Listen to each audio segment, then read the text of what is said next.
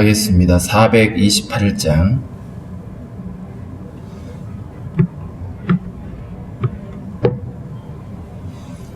(428장입니다)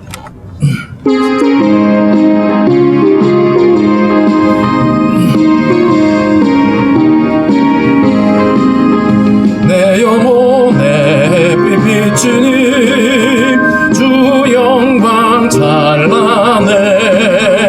이 세상 어떤 빛보다 이 빛 더 빛나네. 주의 영광 빛난 영 내게 비춰주시옵소서.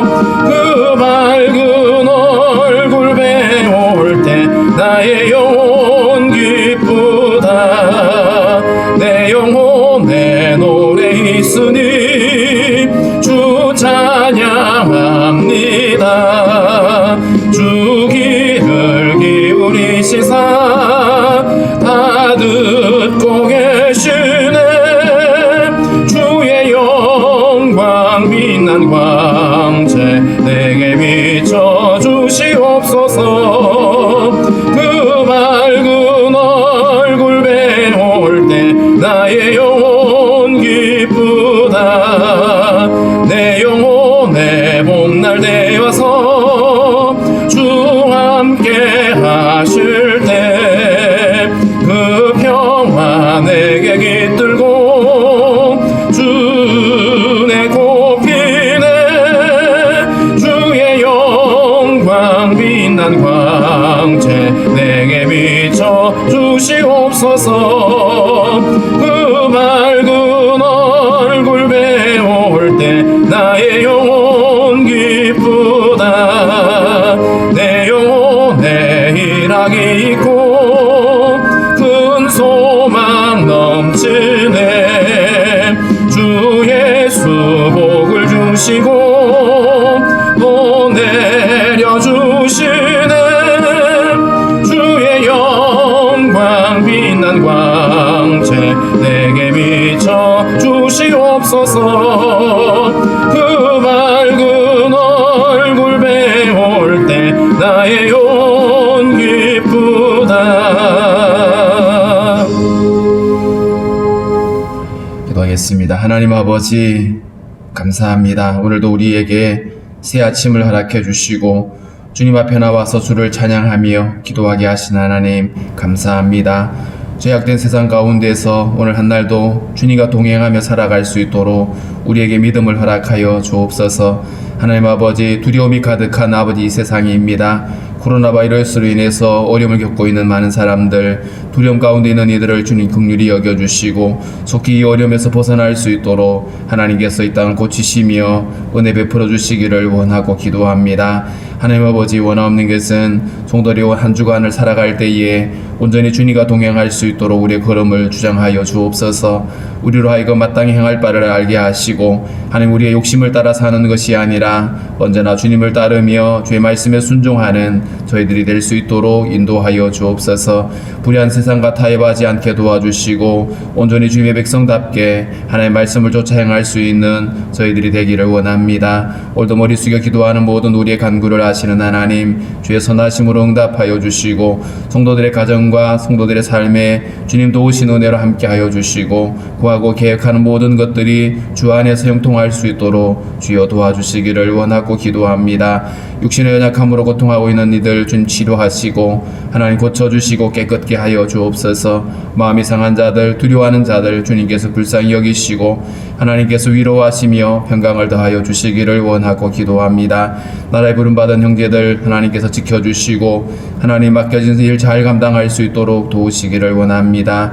또 성도들 가정과 또 자녀들 지켜주시고 어려운 시대에 하나님 더욱 주님 의지하며 믿음으로 함께 이겨낼 수 있도록 인도하여 주옵소서. 주님, 오늘도 우리에게 주신 말씀을 잘 이해할 수 있도록 우리 안에 깨닫는 마음들을 허락하여 주옵소서. 예수님의 이름으로 기도하옵나이다. 아멘. 379장 379장입니다.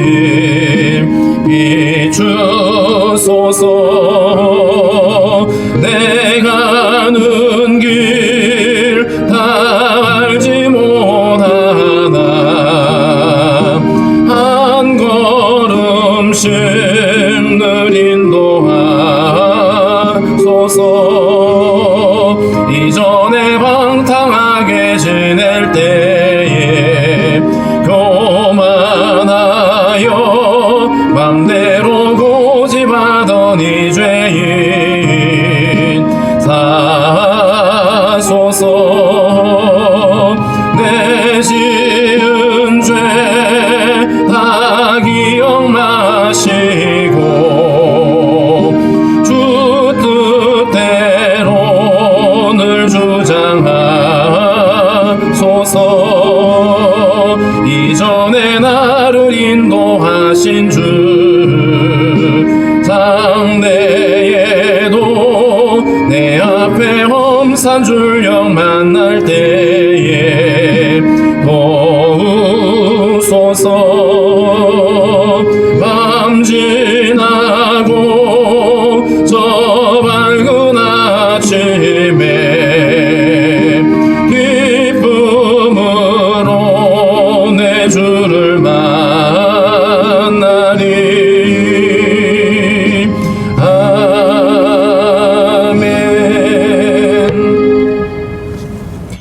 에베소서 5장 1절부터 14절 말씀입니다. 에베소서 5장 1절부터 14절까지 우리 함께 읽겠습니다. 그러므로 사랑을 받는 자녀같이 너희는 하나님을 본받는 자가 되고 그리스도께서 너희를 사랑하신 것 같이 너희도 사랑 가운데서 행하라. 그는 우리를 위하여 자신을 버리사 향기로운 제물과 희생 제물로 하나님께 드리셨느니라. 음행과 온갖 더러운 것과 탐욕은 너희 중에서 그 이름조차도 부르지 말라. 이는 성도에게 마땅한 바니라. 누추함과 어리석은 말이나 희롱의 말이 마땅치 아니하니 오히려 감사하는 말을 하라. 너희도 정녕 이것을 알거니와 음행하는 자나 더러운 자나 탐하는 자 곧 우상 숭배자는 다 그리스도와 하나님 나라에서 기업을 얻지 못하리니 누구든지 헛된 말로 너희를 속이지 못하게 하라. 이로 말미암아 하나님의 진노가 불순종의 아들들에게 임하나니 그러므로 그들과 함께하는 자가 되지 말라. 너희가 전에는 어둠이더니 이제는 주 안에서 빛이라. 빛의 자녀들처럼 행하라. 빛의 열매는 모든 착함과 의로움과 진실함에 있느니라. 주를 기쁘시게 할 것이 무엇인가 시험하여 보라. 너희는 열매 없는 어둠의 일에 참여하지 말고 도리어 책망하라. 그들이 은밀히 행하는 것들은 말하기도 부끄러운 것들이라. 그러나 그 책망을 받는 모든 것은 빛으로 말미암아 드러나나니 드러나는 것마다 빛이니라. 그러므로 이르기를 잠자는 자여 깨어서 죽은 자들 가운데서 일어나라. 그리스도께서 너희에게 빛이시리라 하셨느니라. 아멘. 계속해서 우리 그리스도인들이 살아가야 될 삶에 대해서 이야기를 하고 있습니다. 허물과 죄로 죽었던 우리를 그리스도께서 살리셨고 이제 우리는 하나님의 거룩한 성도가 되어졌습니다. 거룩한 성도가 되었기 때문에 오늘 5장 1절에 그러므로 라고 표현하고 있죠. 구원받기 이전의 삶이 아니라 구원받은 백성이기 때문에 사랑을 받는 자녀같이 너희는 하나님을 본받는 자가 되라. 우리는 하나님의 사랑을 받은 자녀들입니다. 진노의 자식이었는데 하나님의 자녀가 됐죠. 하나님의 자녀가 됐기 때문에 마땅히 우리는 하나님을 본받는 자가 되어져야 된다. 예수를 믿고 구원받았기 때문에 이제는 마음대로 살아도 되는 것이 아니라 이제는 우리의 삶의 중심이 하나님을 본받는 자가 되어야 된다. 그래서 삶의 기준이 하나님께 있다는 것이죠. 주님을 알지 못할 때는 사람이 기준이었습니다. 내 생각이 기준이었고요. 그런 우리가 이제는 하나님이 우리의 삶의 기준이 되고 우리의 모델이 되시는 거죠. 우리가 주님을 닮아가는 삶을 산다라고 표현하는데 하나님을 본받는 자가 되라 이렇게 말했고 산상수훈에서도 보면 하나님의 온전하심 같이 너희도 온전하라 이렇게 표현했습니다. 그래서 우리 안에 주님이 계시고 주님으로 살아가는 성도들이라면 당연히 우리는 주님을 닮아가는 삶을 살아가야 되는데 특별히 이전에 보면 그리스도께서 너희를 사랑하신 것처럼 너희도 사랑 가운데서 행하라. 우리는 사랑을 받은 자들이고 하나님의 사랑을 경험한 사람들입니다.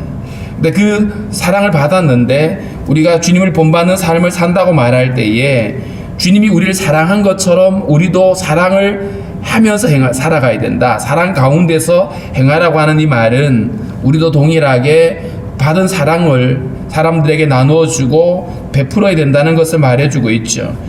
그리스도께서 너희를 사랑한 것처럼 주님이 우리를 사랑하신 것이 우리 어떤 자격이나 우리 어떤 조건에 맞는 어떤 것이 아니고 조건 없는 사랑이었죠. 우리가 아직 원수 되었을 때에 주님이 우리 자신을 위해서 당신의 전부를 내어 주셨습니다. 그러므로 주님의 사랑을 우리가 경험했다라면 우리 또한 그런 사랑을 삶에서 드러내야 되는데, 너희도 사랑 가운데서 행하라라고 말하면서 그는 우리를 위하여 자신을 버리셨다.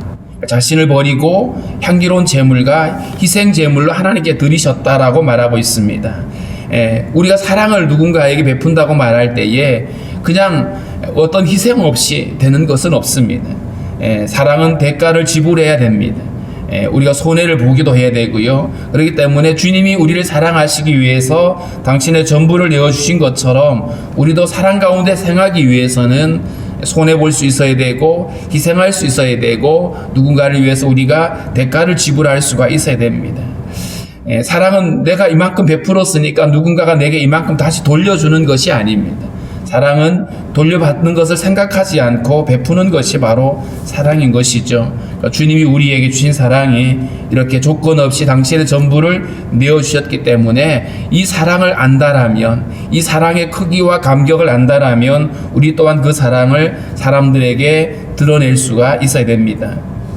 그 다음에 3절부터 14절에는 빛과 어둠의 것에 대해서 비교를 하면서 이제 우리는 빛의 자녀가 되었기 때문에 당연하게 빛의 자녀답게 살아야 될 것을 말하고 있죠. 8절을 먼저 보면 너희가 전에는 어둠이더니 이제는 주 안에서 빛이라. 빛의 자녀들처럼 행하라. 요한복음 1장에서는 빛이 어둠에 비추었다라는 표현을 쓰고 있습니다. 예수님이 생명의 빛이 되어서 이 땅에 오셨고 우리는 그 빛이신 주님을 영접했습니다. 빛을 영접했기 때문에 이제 우리가 어둠에 속해 있는 것이 아니라 빛의 자녀가 된 것이죠. 빛의 자녀가 되어졌는데 우리 존재 자체가 빛이 아니라 내 안에 거하시는 주님이 빛인 겁니다. 그렇다면 성도가 살아가는 삶의 원리는 내 안에 거하시는 주님을 바라보는 믿음으로 살 때에 우리는 빛의 자녀들로 살 수 있어요. 내가 예수 믿었으니까, 내가 예수님에 대해서 많은 것들을 알고 있으니까 빛이 되는 것이 아닙니다. 내 안에 빛 대신 주님이 거하시기 때문에 우리는 빛의 자녀들로 살아갈 수가 있습니다. 그렇다면 당연히 우리는 그 빛이신 주님을 바라보는 믿음으로 날마다 그분과 동행할 때에 우리는 빛의 자녀들로 빛의 열매를 드러낼 수가 있습니다. 주님을 제쳐놓고 우리 스스로 빛이 될 수도 없고 빛의 자녀들로 살아갈 수도 없다라는 사실을 우리가 안다라면, 그렇다면 빛의 자녀들 사는 것이 내 안에 계시는 주님을 믿는 믿음, 또 그분을 바라보는 어떤 그 태도로 살아갈 때에 우리는 거기서 벗어나지 않을 수가 있는 것이죠. 3절에 보면 음행과 온갖 더러운 것과 탐욕은 너희 중에서 그 이름조차도 부르지 말라. 음행과 온갖 더러운 것들, 탐욕들. 갈라디아서 5장에서도 육체의 일을 이야기하면서 동일한 표현들을 쓰고 있습니다. 육체의 일은 현재하다. 육체를 따라 살아가게 될 때에 우리 어떤 본성에서 나오는 것들은 음행과 온갖 더러움과 호색함이라고 표현하고 있죠. 그래서 우리가 육신의 일을 따른다라고 하는 거, 내가 예수를 믿기 이전에 내 어떤 죄의 본성을 따라 살아가던 삶의 모습들이 바로 3절에 있는 이야기들인 거죠. 음행과 온갖 더러운 것들, 그 다음에 탐욕들, 이런 것들은 이름조차도 부르지 말아라. 모양의 흉내도 내지 말라라고 말하고 있죠. 그래서 이런 것들은 우리에게 합당하지 않는 것들이다. 그래서 이런 것들을 떨쳐버리는 것이 성도에게 마땅한 바다, 이렇게 말했어요. 그런데 이것이 우리 어떤 익숙한 죄의 본성으로 살아가게 된다라면 그냥 자연스럽게 나옵니다. 예수를 믿어서도 여전히 본성을 따라 사는 사람들에게는 이런 것들이 떠나지 않죠. 우리가 깨어서 날마다 주님을 바라보지 않으면 이런 것들은 거의 불가능한 일입니다. 그래서 성도에게 마땅하지 않는 것들이 우리에게는 이름조차도 부르지 말아야 된다. 더 이상 여기에 우리는 상관없는 자임을 날마다 믿음으로 우리가 그것을 배제하고 떨쳐낼 수가 있어야 되는 것이죠. 4절도 마찬가지입니다. 누추함과 어리석은 말이나 희롱의 말이 마땅치 아니하니 오히려 감사하는 말을 해라. 성도들의 언어 생활 속에서 합당하지 않는 말들이 있다는 거죠. 여기서 누추함이라고 표현했는데 천박한 말들. 사람들이 언어를 이렇게 쓸 때도 보면 정말 말을 왜 이렇게 저렇게 할까 싶을 정도로 말에 천박함이 있어요. 어리석은 말들, 희롱하는 말들, 이런 말들이 어떤 것들이냐 하면 음담패설 같은 거, 외설적인 언어들, 또 누군가를 비방하는 말들, 또 이런 것들이죠. 그래서 희롱하고 조롱하고 이런 여러 가지 우리가 알거든요. 마땅하지 않는 우리의 언어의 어떤 순화가 일어나야 됩니다. 어둠에 속해 있는 사람들, 죄 가운데 살던 우리의 삶에서는 이러한 것들이 일상적이었겠지만 이제는 우리가 예수를 믿고 성도가 되어졌다라면 우리의 언어가 달라져야 된다. 오히려 감사하는 말을 해라. 주님께서 우리에게 주신 그 은혜를 날마다 기억하고 주의 사랑을 전하고 감사하는 말을 하고 또 주님께서 주시는 말씀을 따라 살아가게 될 때에 우리는 이렇게 믿음의 걸음을 걸어갈 수가 있습니다. 5절에도 너희도 정녕 이것을 알거니와 음행하는 자나 더러운 자나 탐하는 자 곧 우상 숭배자는 그리스도와 하나님 나라에서 기업을 얻지 못할 것이다. 왜냐하면 이러한 것들이 앞서 말하고 있는 이런 음행과 더러운 것과 탐욕이 하나님과 무관한 것들입니다. 하나님과 무관한 것들이기 때문에 하나님의 자녀라면 당연히 그것을 배제해야 되는데 만약에 여기에 여전히 묶여 있다라면 그것 속는 일이고요. 하나님 나라를 기업으로 얻을 수 없다라고 말했습니다. 그래서 하나님께 속해 있지 않는 것들, 거짓됨과 여러 가지 이런 음란함과 이런 것들이 우리 그리스도인들의 삶에서 배제되고 멀리해야 될 것들에 대해서 말하고 있습니다. 하나님 나라와 무관한 것이다. 그리스도와 하나님 나라에서 기업을 얻지 못한다라고 하는 것. 결국 우리가 예수를 믿는 사람들이라면 당연히 우리의 삶에서 어떤 변화가 일어나야 되는지를 말해주고 있죠. 물론 이러한 어떤 사람의 행동이 구원을 받느냐 못 받느냐의 어떤 조건이 될 수는 없지만 적어도 우리가 예수를 믿음으로 구원을 받고 하나님의 자녀가 되어졌다라면 이러한 것들을 이제 우리의 삶에서 떨쳐내야 되는데 예수를 믿고서도 여전히 여기에 묶여 있다라면 뭔가 잘못되어 가는 것이죠. 예수를 믿음으로 새 생명이 되어졌으면 당연히 우리는 그 새 생명을 따라서 이러한 것들과 무관하게 살아가는 삶을 추구하고 그래서 날마다 믿음으로 이런 것들을 하나씩 이겨낼 수가 있어야 된다는 것입니다. 6절에 누구든지 헛된 말로 너희를 속이지 못하게 하라. 헛된 말로 속이지 못하게 해라. 예수를 믿으면 이제는 모든 것들이 다 용서받았으니까 어떻게 살아도 괜찮다라고 주장하는 이런 이들이 있었죠. 그러면서 예수를 믿고서도 여전히 그냥 삶은 이전과 전혀 다르지 않는 그런 거라면 속이는 것입니다. 예수를 믿었으니까 이제 괜찮다. 믿음으로 구원을 받으니까 이런 행위는 전혀 무관하다. 이렇게 하면서 당시에 영지주의자들은 이런 도덕 폐기론자들이 있었거든요. 어떻게 살아도 괜찮다라고 여기는 이런 것들은 우리를 속이는 것들입니다. 이로 말미암아 하나님의 진노가 불순종의 아들들에게 임한다. 구차한 말들을 하고 있는 거죠. 그리고 변명하게 되고 회개하지 않는 그런 마음들, 죄를 짓고도 죄를 합리화시키고 스스로 정당화하는 사람들이 있습니다. 그래서 자기의 죄를 인정하고 회개하고 주님께로 돌아가면 되는데 그렇지 않는 거죠. 그래서 계속해서 여러 가지 말로 죄 가운데 머물러 살고 있으면서도 그 자기 합리화를 시키고 이렇게 하는 것, 이게 바로 헛된 말로 자기를 속이는 것이라고 말하고 있습니다. 7절에 보면 그러므로 그들과 함께하는 자가 되지 말라. 이 그들은 바로 여전히 어둠에 매여 사는 사람들이고 아무렇게 살아도 무관하다고 말하고 있는 자들이죠. 빛과 어둠이 같이 공존할 수는 없습니다. 이 공간에 들어올 때에 깜깜했는데 빛이 들어오니까 환해졌죠. 어둠이 물러갑니다. 빛과 어둠은 공존할 수가 없다. 그렇다면 우리가 예수를 믿고 빛을 모시고 살아가는 그리스도인들이라면 우리 안에 어둠을 남겨두어서는 안 되는 것이죠. 그래서 그들과 함께 하지 말아라. 우리를 속이고 우리를 어둠 가운데로 몰고 가는 그들과 함께 하지 말고 그들을 멀리 하라고 말하고 있습니다. 어둠이 아니라 이제는 우리가 빛의 자녀가 됐기 때문에, 전에는 어둠이었지만 우리가 저절로 가만히 있으면 빛으로 사라지는 게 아닙니다. 날마다 믿음으로 내 안에 거하시는 주님을 보지 아니하면 우리는 또다시 어둠으로 굴러가게 돼 있어요.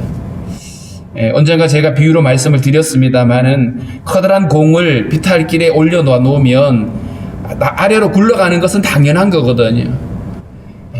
공이 아래로 굴러갈 수밖에 없어요. 그러면 굴러가지 않게 하기 위해서는 믿음을 써서 우리가 받쳐야 돼요. 믿음으로 받치지 않으면 우리는 자연스럽게 저 밑으로 떨어질 수밖에 없습니다. 그래서 우리가 예수를 믿는다라고 하는 거, 믿음으로 산다는 말은 날마다 내 안에 공을 마치 밀어 올리듯이 내 안에 거하시는 주님을 믿는 믿음으로 살아가는 겁니다. 그러니까 주님을 기억하고 주님을 또 생각하고, 그럴 때 우리는 어둠에 우리가 끌려다니지 아니하고 믿음으로 빛 가운데 살아갈 수가 있는 것입니다. 그래서 우리는 날마다 빛 가운데로 걸어가야 되는데, 그러기 위해서는 내 안에 빛으로 존재하시는 주님을 바라보고 주님으로 살아갈 때에 우리는 빛의 자녀로 살아갈 수가 있습니다. 너희가 전에는 어둠이더니 이제는 주 안에서 빛이다. 주님 안에 있을 때에만 빛이 되는 겁니다. 내 삶에서 주님을 떠나보낸다라면 결코 우리는 빛이 될 수가 없는 거예요. 빛 가운데 살 때에, 빛의 자녀들처럼 살아가게 될 때에 우리의 삶에 나타나는 열매가 모든 착함과 의로움과 진실함에 있다. 갈라디아 5장에서는 성령의 열매로 대조를 하고 있죠.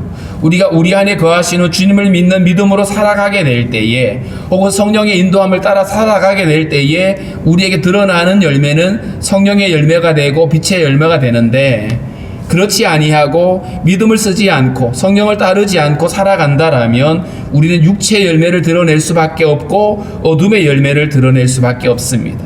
어둠의 열매는 음행과 더러움과 누추함과 탐욕이라고 말했죠. 그러나 빛의 열매는 착함과 의로움과 진실함에 있다. 우리 안에 주님이 드러나게 되면 그분의 의가 드러나고 그분의 진실함이 드러나게 돼 있습니다. 그래서 빛으로 거하시는 주님을 믿는 믿음으로, 주님을 바라보는 믿음으로 날마다 살아갈 수가 있어야 되는데, 10절에 보면 주를 기쁘시게 할 것이 무엇인가 시험하여 보라. 주님이 기뻐하시는 일이 뭘까요? 우리가 성도라면 당연히 자기를 만족하고 자기를 유익하게 하는 일에 초점을 맞추는 것이 아니라 주님을 기쁘시게 하는 일에 초점을 맞춰야 되는데, 주님을 기쁘시게 하는 것이 내가 다른 무엇으로 주님을 드려서 기쁘게 하는 것이 아니라 내가 주님께 속하여서 주님으로 살아가는 것을 주님이 원하시는 거예요. 원래 하나님 우리를 만드실 때에 하나님의 형상대로 만드셨고 하나님의 생명을 주신 이유는 주님과 사랑의 교제를 나누고 살아가도록 하기 위함이죠. 그렇다면 주님이 기뻐하시는 일은 예수 그리스도를 우리에게 보내주셔서 우리로 하여금 더 이상 어둠의 종로로 타며 사는 것이 아니라 주님과 동행하며 사는 것을 주님이 기뻐하시는 겁니다. 우리가 주님 앞에 다른 어떤 많은 재물을 드리고 정성을 들여서 주님이 기쁜 게 아니고요. 우리와 주님이 동행하시는 것을 무엇보다도 기뻐하시는 겁니다. 그래서 하루하루 삶 속에서 내 안에 거하시는 주님을 우리가 집중하여 바라보게 될 때, 그분을 따르게 될 때에 주님은 우리 안에서 기뻐하신다는 것이죠. 내 삶에서 주님을 배제했을 때, 주님과 무관하게 주님을 바라보지 않고 살아가게 될 때에 그것이 바로 성령을 근심하게 하는 일이거든요. 주님을 우리가 바라볼 수 있다라면 성령을 날마다 우리가 주목할 수 있다라면 그것이 바로 주님을 기쁘시게 하는 일입니다. 11절에 너희는 열매 없는 어둠의 일에 참여하지 말고 도리어 책망하라. 어둠의 일에 참여하지 말고 여전히 어둠에 머물러 있지 말고 도리어 책망하라 그랬는데, 무엇으로 어둠을 책망할 수 있냐 하면 내 삶에 빛 대신 주님을 드러내게 될 때에 어둠이 쫓겨가게 돼 있죠. 그래서 도리어 책망하라고 하는 이 말이 결국 내가 빛 가운데로 걸어가며 내 안에 주님을 드러내게 되면 이 어둠의 일은 쫓겨나갈 수밖에 없고, 그것이 바로 우리가 어둠을 책망하는 일이라고 말합니다. 12절에 보면 그들이 은밀히 행하는 것들은 말하기도 부끄러운 것들이다. 이 그들이 바로 어둠에 속해 살아가는 사람들의 모습인데요. 이 어둠에 속해 있는 사람들, 은밀히 행하는 것들, 그 어둠에서 행하고 있는 것들, 혹은 또 어둠의 자식이라는 이런 표현을 쓰잖아요. 자, 이런 것들은 말하기도 부끄러운 것이다. 대체적으로 사람들이 부끄러운 일들이 어둠 가운데서 은밀하게 진행되죠. 그러다 보니까 어둠의 일들은 부끄러운 일들이고 은밀하게 행하는 것들이 사람들의 입에 꺼내기조차 부끄러운 것들이라고 표현하고 있습니다. 사람들 앞에서도 사람들은요 굉장히 조심해요. 사람들이 지켜보는 가운데 부끄러운 짓을 하지 않습니다. 그런데 하물며 주님이 지켜보는 자리에서 우리가 부끄러운 일들을 한다라면 주님을 멸시하는 일이 되겠죠. 그래서 우리가 언제나 주님을 기억한다라면, 날마다 주님을 우리가 인식하고 산다라면 우리는 우리 안에 있는 모든 이 어둠에 속해 있던 것들을 행하지 않을 수 있습니다. 어둠에 우리가 매이지 않고 어둠의 열매를 맺지 않기 위해서는 날마다 빛이신 주님을 주목하고 빛과 동행하게 되는 것, 그러면 우리는 이 은밀한 가운데서 일어나는 부끄러운 일들을 하지 않을 수 있습니다. 그런데 왜 우리는 부끄러운 일들을 하게 되냐 하면 주님을 잊어버리기 때문인 거예요. 주님이 우리와 함께 계시고 우리를 지켜보고 계시는데 근데 우리는 매 순간 주님을 기억하지 않는 거죠. 그러다 보니까 우리가 거짓말을 하고 또 부끄러운 일을 할 때에는 주님이 거기 계시지 않는 거잖아요. 적어도 우리 생각 속에, 우리의 어떤 마음 속에 주님이 안 계시거든요. 근데 주님은 늘 우리와 함께 하고 계신다고 말하고 있습니다. 그렇기 때문에 우리는 늘 우리의 삶 속에 매 순간 주님이 나와 함께 한다라고 하는 것을 인지하고 기억하고 있으면 우리 믿음으로 행할 수가 있습니다. 그런데 주님을 인정하지 않고 생각하지 않으면 우리는 어둠의 길을 걸을 수밖에 없는 것이죠. 13절에 그러나 책망을 받는 모든 것은 빛으로 말미암아 드러나나니 드러나는 것마다 빛이니라. 내 안에 거하시는 빛이신 주님을 드러내게 되면 그러면 어둠이 책망받을 수밖에 없고 어둠의 일들이 밝히 드러날 수밖에 없습니다. 그래서 우리가 빛 가운데 살아가야 될 이유가 바로 여기 있어요. 세상은 어둠에 속해 있습니다. 이 어둠에 속해 있는 세상을 밝혀야 되는 것이 바로 빛의 사명인데 다른 것이 아니라 내가 빛이신 주님과 동행하게 되면 우리 안에 빛 대신 주님이 드러나게 되고 어둠이 드러나게 돼 있습니다. 그래서 다른 어떤 방법이 아니라 내 안에 거하시는 주님, 곧 빛으로 거하시는 주님과 동행하는 삶을 산다라면 우리는 어둠에 속하지 않을 뿐만 아니라 어둠의 열매를 드러내지 않게 되고 더 나아가서 어둠에 속해 있는 세상을 밝히 드러낼 수가 있게 되는 것입니다. 14절에 그러므로 이르기를 잠자는 자여 깨어서 죽은 자들 가운데서 일어나라. 이 죽은 자들, 어둠에 속해 있는 그 삶에서 이제 우리에게 일어나라고 말씀합니다. 우리 스스로 일어날 방법도 없었고 그런 가능성도 없었어요. 그런데 어떻게 우리가 이 빛 가운데서 어둠 가운데서 일어날 수 있었냐 하면 바로 빛이신 주님이 우리에게 비추어졌기 때문입니다. 이사야서 60장에 있는 말씀처럼 일어나라 빛을 발하라 이렇게 말했어요. 우리는 어둠 위에 속해 있었는데 이제 일어나서 빛을 발할 수 있는 가능성이 생긴 거죠. 바로 그리스도께서 우리 안에 거하시기 때문에 그렇습니다. 오늘 말씀을 정리해 보면 우리는 전에는 어둠 위에 있습니다. 죄 가운데 살면서 어둠에 속한 것들을 행하면서 살아왔던 우리였어요. 그러나 이제는 우리가 주님을 믿음으로 빛의 자녀가 됐습니다. 당연히 우리는 빛의 자녀들답게 빛 대신 주님과 동행하고 그분과 함께 살아가야 됩니다. 내 삶의 날마다 주님을 주목하고 살아가게 될 때에 적어도 우리 자신이 어둠에 속하지 않고 어둠의 일들에 참여하지 않을 것입니다. 더 나아가서 우리가 빛이신 주님과 살아가게 될 때에 내 삶에서 주님이 드러나는, 빛이 드러나게 되어지고 어둠의 세상을 밝힐 수 있는 그런 통로가 될 수 있는 것입니다. 그래서 오늘 이 말씀을 가지고 먼저 우리 자신이 날마다 주님과 동행하고 내 속에 거하시는 주님이 우리 삶에서 드러날 수 있게 달라라고 우리 또 기도하고요. 여전히 우리가 어둠에 자꾸 끌려가고 있는 우리의 삶을 주님 앞에 회개하고 주님 우리를 그 어둠에서 이끌어 달라라고 기도할 뿐만 아니라 이 땅의 교회들이 정말 어둠 가운데 있는 이 세상을 밝힐 수 있는 빛의 사명을 감당할 수 있게 달라라고 그렇게 기도하겠습니다.